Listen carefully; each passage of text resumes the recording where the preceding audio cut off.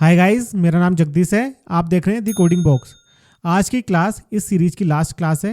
आज की क्लास में हम पावर पॉइंट में यूज़ होने वाले मोस्ट इंपॉर्टेंट शॉर्टकट कीज़ के बारे में डिटेल में डिस्कस करेंगे, जिनका यूज़ करके आप प्रेजेंटेशन बनाते टाइम प्रेजेंटेशन की स्पीड और प्रोडक्टिविटी को काफ़ी हद तक बढ़ा सकते हैं। आज की क्लास में हम उन शॉर्टकट कीज़ के बारे में सीखेंगे जिनका use presentation design, slide management, text formatting और स्लाइड शो के दौरान सबसे ज़्यादा यूज़ किया जाता है। अगर आप पावर पॉइंट में तेज़ी से और प्रोफेशनल तरीके से वर्क करना चाहते हैं तो ये शॉर्टकट की आपके लिए काफ़ी यूज़फुल होने वाली है। तो बिना किसी डिले के क्लास को स्टार्ट करते हैं।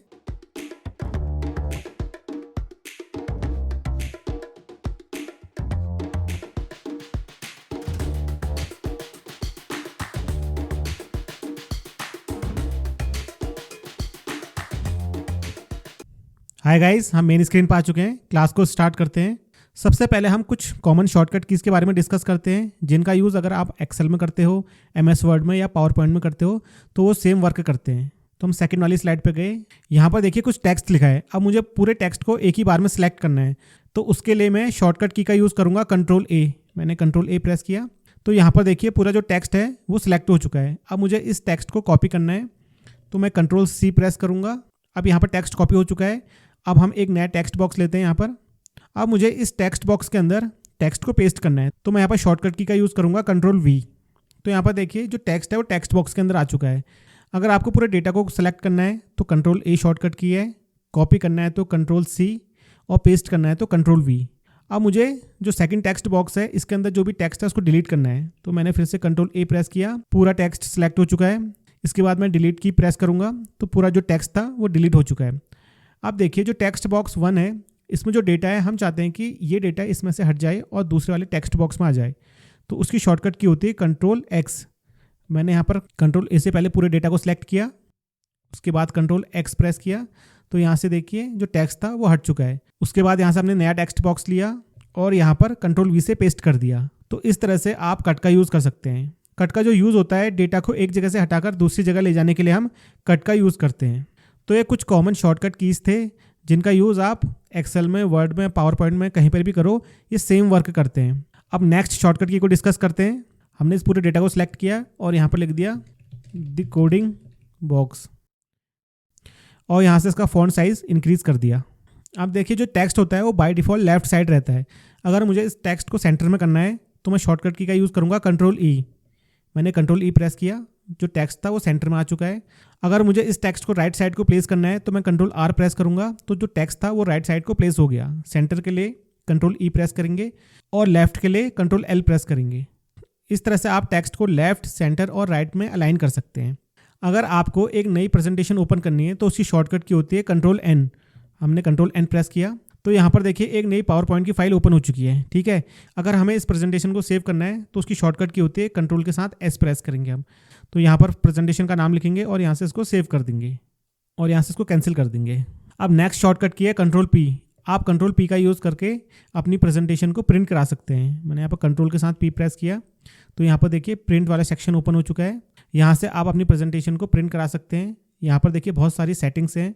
अगर आप इन सेटिंग्स के बारे में नहीं जानते तो मेरी MS वर्ड की जो सीरीज़ थी उसमें मैंने एक क्लास दी थी प्रिंट वाली, आप उसे जाकर देख सकते हैं। उसमें मैंने इन सेटिंग के बारे में डिटेल में डिस्कस किया है।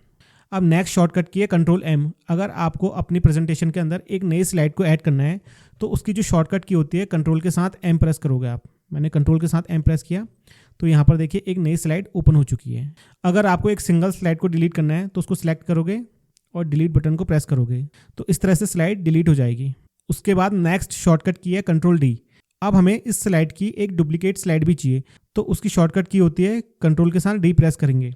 मैंने यहाँ पर कंट्रोल के साथ D प्रेस किया तो यहाँ पर देखिए एक डुप्लीकेट स्लाइड भी हमारी इंसर्ट हो चुकी है। तो प्रेजेंटेशन में न्यू स्लाइड ऐड करने के लिए शॉर्टकट की होती है कंट्रोल के साथ M प्रेस करेंगे और डुप्लीकेट स्लाइड के लिए कंट्रोल के साथ D प्रेस करेंगे।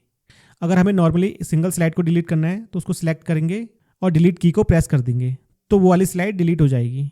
अब हमें स्लाइड शो को स्टार्ट करना है, तो जो स्लाइड शो को स्टार्ट करने की शॉर्टकट की होती है वो होती है F5। मैंने यहाँ पर F5 प्रेस किया तो देखिए स्लाइड शो स्टार्ट हो चुकी है।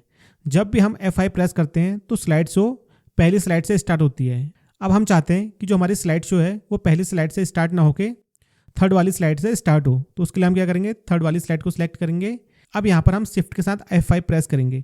जब भी हम शिफ्ट के साथ F5 प्रेस करेंगे तो स्लाइड शो हमेशा वहाँ से स्टार्ट होगा जो वाली स्लाइड आपने सेलेक्ट की है। अभी हमने थर्ड वाली स्लाइड को सिलेक्ट किया है तो हम यहाँ पर कंट्रोल के साथ F5 प्रेस करेंगे तो यहाँ पर देखिए जो थर्ड वाली स्लाइड है वो यहाँ पर शो हो रही है। तो F5 का यूज़ करके हम स्लाइड शो को स्टार्ट करते हैं। वहाँ पर जो हमारा स्लाइड शो स्टार्ट होता है वो पहली स्लाइड से स्टार्ट होता है। वहीं पर अगर हमें करंट स्लाइड से स्लाइड शो को स्टार्ट करना है तो वहाँ पर हम शिफ्ट के साथ F5 प्रेस करेंगे। अब यहाँ पर देखिए जो हमारी प्रेजेंटेशन है वो फुल स्क्रीन पर आ रही है। अब हमें फुल स्क्रीन मोड से बाहर जाना है तो उसके लिए हम एस्केप बटन का यूज़ करेंगे। यहाँ पर हमने एस्केप बटन को प्रेस किया तो देखिए फुल स्क्रीन यहाँ से एग्जिट हो चुकी है। अब नेक्स्ट शॉर्टकट की को डिस्कस करते हैं। अगर हमें पहली स्लाइड पर जाना है तो हम होम का यूज़ करेंगे और अगर हमें लास्ट स्लाइड में जाना है तो हम एंड का यूज़ करेंगे। इस तरह से हम होम और एंड का यूज़ करके पहली और लास्ट स्लाइड पे जा सकते हैं। और अगर आपको नेक्स्ट स्लाइड पे जाना है तो आप पेज डाउन का यूज़ करोगे और प्रीवियस स्लाइड पे जाना है तो पेज अप का यूज़ करोगे। यहाँ पर देखिए हमें नेक्स्ट स्लाइड में जाना है तो हमने पेज डाउन का यूज़ किया और अगर हमें प्रीवियस स्लाइड में जाना है तो पेज अप का यूज़ करेंगे। सेम ऐसे ही अप एरो और डाउन एरो का भी यूज़ होता है। अप एरो का यूज़ करके हम प्रीवियस स्लाइड पर जाएंगे और डाउन एरो का यूज़ करके हम नेक्स्ट स्लाइड पर जाएंगे। अगर हमें मल्टीपल स्लाइड को एक ही बार में डिलीट करना है तो उसके लिए हम क्या करेंगे, कंट्रोल के साथ वो स्लाइड को सिलेक्ट करेंगे जिनको हमको डिलीट करना है। जैसे मुझे सेकंड वाली स्लाइड को डिलीट करना है, उसके बाद मैंने कंट्रोल के साथ थर्ड वाली स्लाइड को सिलेक्ट किया और फोर्थ वाली स्लाइड को सिलेक्ट किया। मुझे सेकंड, थर्ड और फोर्थ स्लाइड को डिलीट करना है तो मैंने इनको कंट्रोल के साथ सिलेक्ट किया और डिलीट की को प्रेस किया। तो यहाँ पर देखिए जो हमने 3 स्लाइड सेलेक्ट की थी वो डिलीट हो चुकी हैं। अगर इनको वापस लाना है तो हम कंट्रोल जेड करेंगे तो कंट्रोल जेड से फिर से वापस आ जाएंगे। अब यहाँ पर देखिए हमने बहुत सारे ऑब्जेक्ट यूज़ किए हैं। जैसे एक ऑब्जेक्ट ये रहा, एक ऑब्जेक्ट ये रहा, एक ऑब्जेक्ट ये है, एक ऑब्जेक्ट ये रहा। ठीक है, यहाँ पर बहुत सारे ऑब्जेक्ट यूज़ किए हैं। अब यहाँ पर हमें ऑब्जेक्ट पे जाने के लिए इस तरह से उस पर क्लिक करना पड़ रहा है तो हम टैब का यूज़ करके अलग अलग ऑब्जेक्ट पे जा सकते हैं। जैसे देखिए मुझे नेक्स्ट ऑब्जेक्ट पे जाना है तो मैंने टैब का यूज़ किया तो इस तरह से देखिए नेक्स्ट ऑब्जेक्ट पे जा रहा है। तो टैब की का यूज़ करके आप नेक्स्ट ऑब्जेक्ट पे जा सकते हैं। तो आज की क्लास में हमने पावर पॉइंट से रिलेटेड कुछ इंपॉर्टेंट शॉर्टकट कीज़ के बारे में डिस्कस किया था। अब नेक्स्ट क्लास में एक नए टॉपिक को डिस्कस करेंगे। आज की क्लास में हमने पावर पॉइंट में यूज़ होने वाली जितनी भी इंपॉर्टेंट शॉर्टकट कीज़ थी सभी को डिटेल में डिस्कस किया। अब जो हमारी नेक्स्ट क्लास आएगी उसमें हम MS एक्सेस के इंट्रोडक्शन और उसके इंटरफेस के बारे में डिस्कस करेंगे। आज की क्लास से रिलेटेड अगर आपकी कोई क्वेरी या डाउट्स हैं तो कमेंट बॉक्स में कमेंट कर सकते हैं। मिलते हैं फिर नेक्स्ट क्लास में।